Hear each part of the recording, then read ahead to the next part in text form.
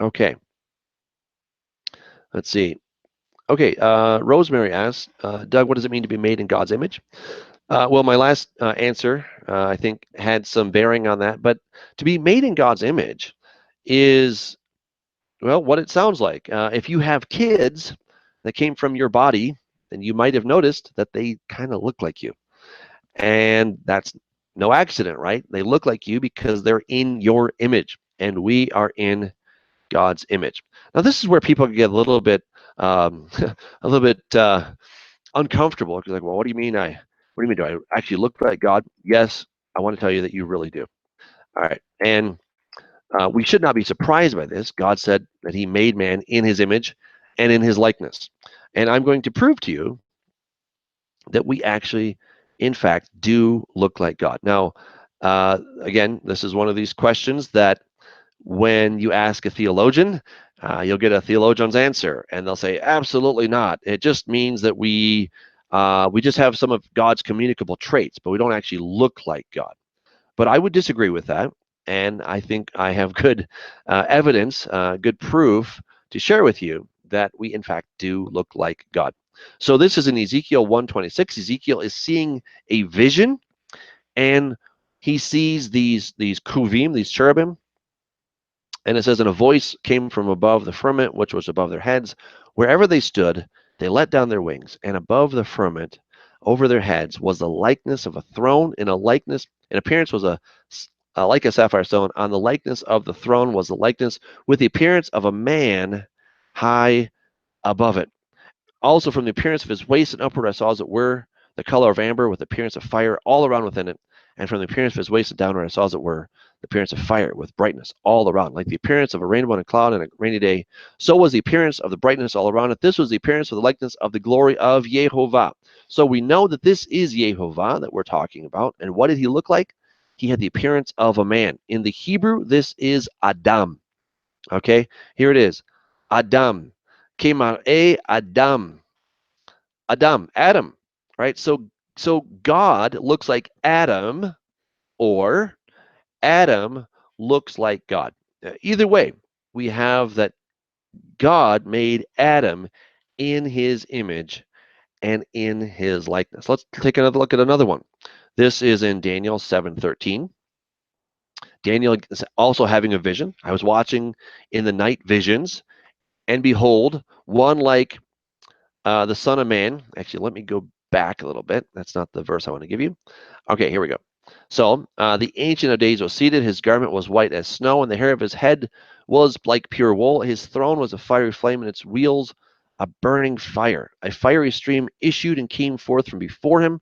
1,000 thousands ministered to him. 10,000 times 10,000 stood before him. The court was seated, and the books were open, etc. Okay, so what does he look like? Well, he's got hair. He's wearing some kind of a garment. He has stuff, right? Let's go to Isaiah chapter 6. In the year that King Uzziah died, I saw the Lord sitting on a throne, high lifted up, and the train of his robe filled the temple. So God is sitting on a throne. He has a form. He's wearing some kind of a robe. Right, we see that. And now let's go to Exodus chapter 24. All right, so it says, so Moses arose with his assistant Joshua, and Moses went up to the mountain of God. All right, and so they're going to go up, and now the glory of the Lord rested on Mount Sinai, and the cloud covered it 6 days. And on the seventh day, he called Moses out from the midst of the cloud. And so then Moses goes up into the cloud. Let me go back just a little bit here. All right, so then it says, then Moses went up, also Aaron, Nadab, Abihu, and 70 of the elders of Israel.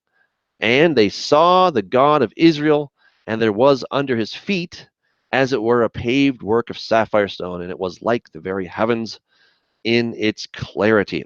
So God has feet, and there's no question about that. As we're taking a look here at God, let me go now to Numbers chapter 12.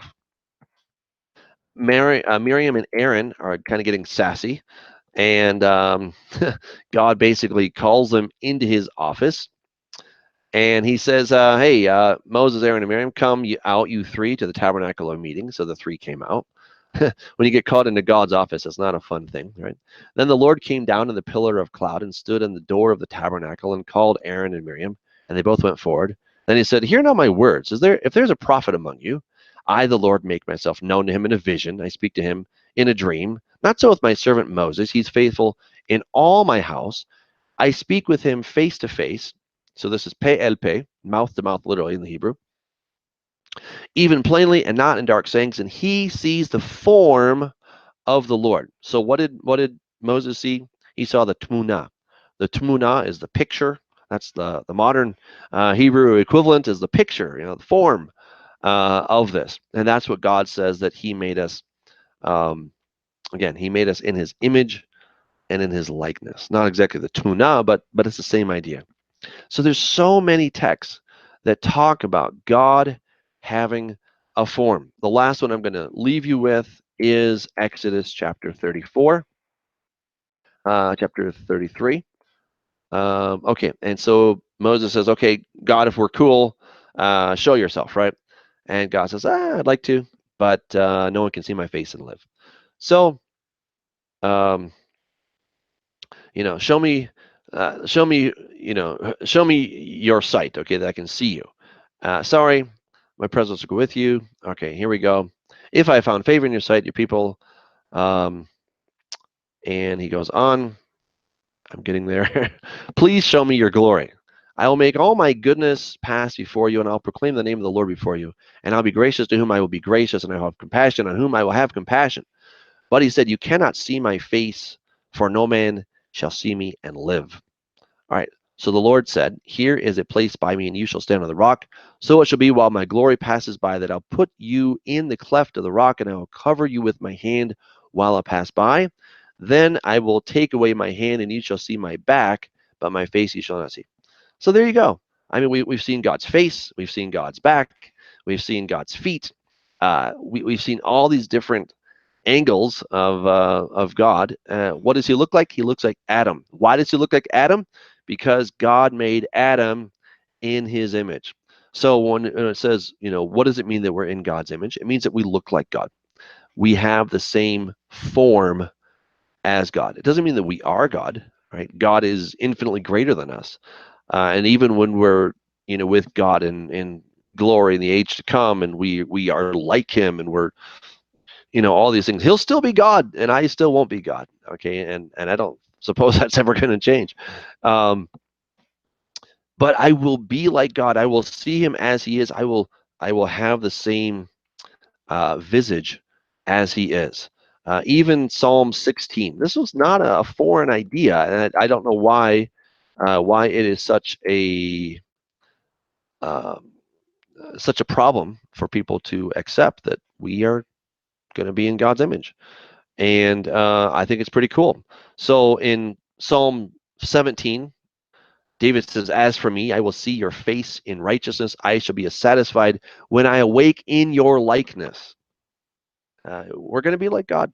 I mean, we are currently, but we're like God, but in a fallen state. We will be like God in a non-fallen state one day. And how cool will that be? All right. Thank you. That was a great question.